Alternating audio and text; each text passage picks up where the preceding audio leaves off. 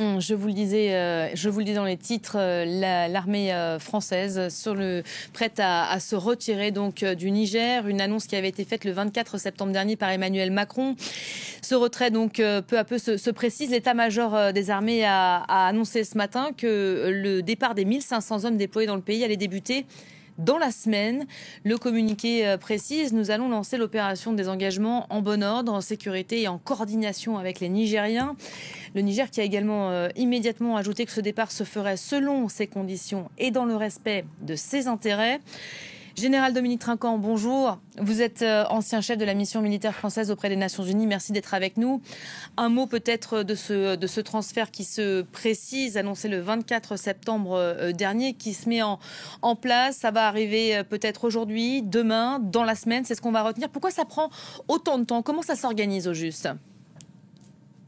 Eh bien, écoutez, retirer 1500 soldats d'un des dispositifs qui étaient en place depuis plusieurs années, avec en particulier des forces qui sont au contact, des forces françaises, qui, il faut le rappeler, faisaient un partenariat de combat, c'est-à-dire combattaient avec l'armée nigérienne contre les djihadistes dans la zone des trois frontières. Ça demande un petit peu d'organisation et de coordination. C'est ce qui s'est passé. Et donc, ce départ, qui est dans l'intérêt des forces françaises, puisqu'elles ne servent plus à rien, n'ayant plus de capacité de coopérer avec l'armée du Niger, mais dans l'intérêt du Niger aussi, qui a demandé leur départ, doit se passer de façon coordonnée entre l'armée française et les armées du Niger. Quand la junte précise, ce départ va se faire selon nos conditions et dans le respect de nos intérêts, qu'est-ce qu'il faut entendre par là? Qu'elle veut garder la main, évidemment, sur ce dossier? Oui, alors ça, c'est de la communication. L'intérêt du Niger, c'est que ça se passe bien dans l'intérêt français également. Donc, il y a un intérêt réciproque. C'est les forces françaises qui planifient leur retrait en coordination avec les forces du Niger, qui ont intérêt à ce que ça se passe bien, puisqu'ils ne peuvent pas demander le départ des Français et gêner ce départ. Donc, tout devrait se passer de façon coordonnée et harmonieuse. Pour que ça se passe bien, qu'est-ce qu'il faut envisager? On a déjà vu par le passé le blocage de convois sur des routes avec des éléments hostiles aux intérêts français. Ça va se faire en plusieurs étapes, plusieurs phases? Oui, alors plusieurs phases. La première phase sera probablement le retrait des zones le long de la zone des trois frontières, comme je l'indiquais, celles qui sont vraiment au contact et qui ne servent plus à rien. Et puis ensuite, bien sûr, ou en même temps, la base de Niamey. Pour que ça se passe bien, il y a deux conditions à remplir. C'est que l'armée du Niger aide à ce départ. Et deuxième point, que la population ne soit pas agitée par des agitateurs professionnels pour s'opposer au départ des Français ou gêner le départ des Français. Puisqu'ils demandent le départ des Français, ils devraient au contraire l'accompagner. Est-ce que ça représente, selon vous, un nouveau défi logistique pour Paris, ce retrait ?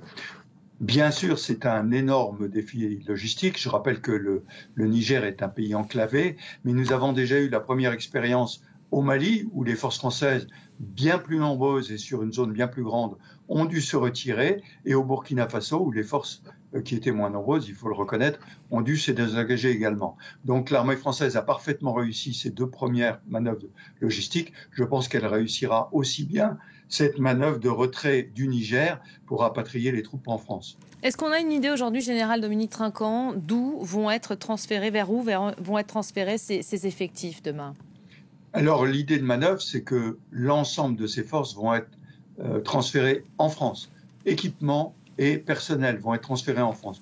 Maintenant, les itinéraires, il y a deux itinéraires possibles, soit en passant par le Bénin pour aller vers les ports et embarquer le matériel dans les ports, soit par le Tchad, où il y a une base importante, mais pas pour rester au Tchad, mais pour être réexpédié vers la France. Donc c'est les deux itinéraires possibles, mais les indications que nous avons pour l'instant, c'est que l'ensemble doit être déployé vers la France pour renforcer des dispositifs qui, je rappelle, aujourd'hui se renforcent plutôt dans l'Est de l'Europe. Par rapport aux précédents retraits opérés jusqu'ici, on pense évidemment au Burkina Faso, au Mali aussi. Est-ce qu'on peut s'attendre à une même logique ? Oui, c'est une même logique et rappelons que ça s'est très bien passé. Le Mali, la France le Mali avait dit il faut que la France parte tout de suite. Le président de la République avait donné une échéance. Eh bien, l'échéance a été respectée et tout s'est passé de façon très correcte. Et pour le Burkina Faso, ça a été pareil. Donc, malgré la montée en tension qu'il y a eu ces derniers temps au Niger, je pense que les choses, dans l'intérêt du Niger et de la France, se passeront du mieux possible. Une dernière question sur le risque que va faire peser ce retrait une fois que les militaires français seront partis, auront évacué la zone. Qu'est-ce que ça représentera comme défi sécuritaire pour le Niger ? Le risque sécuritaire est déjà là depuis 2 mois. Il faut rappeler que les attaques djihadistes et les morts dans l'armée nigérienne depuis 2 mois sont plus importants que ceux qu'il y avait eu dans les 18 mois précédents. Donc on voit très bien, et ceci s'applique aux 3 pays, que ce soit le Mali, le Burkina Faso et le Niger. Ces 3 pays ont fait un choix extrêmement risqué, où ils vont se retrouver face à des menaces de plus en plus brutales, et malheureusement, le bilan des derniers mois montre que ce n'est pas en faveur, malheureusement, du Niger.